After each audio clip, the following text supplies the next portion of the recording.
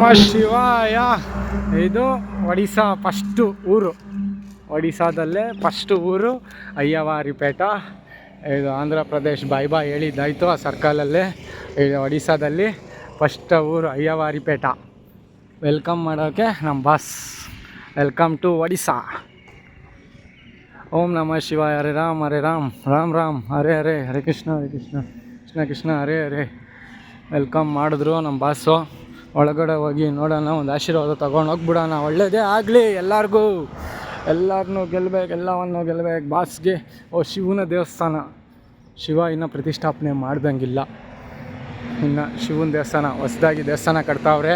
ಒಳ್ಳೆ ಶುಭ ಶಕುನ ನಮ್ಮ ಬಾಸ್ಗೆ.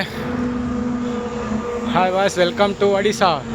ಆಶೀರ್ವಾದ ಮಾಡಿರಿ, ನಮ್ಮನ್ನು ಗೆಲ್ಲಿಸ್ತಾನೇ ಇರ್ರಿ. ಓಂ ನಮಃ ಶಿವಾಯ. ಸರ್ವೇ ಜನ ಸುಖಿನೋ ಭವಂತು.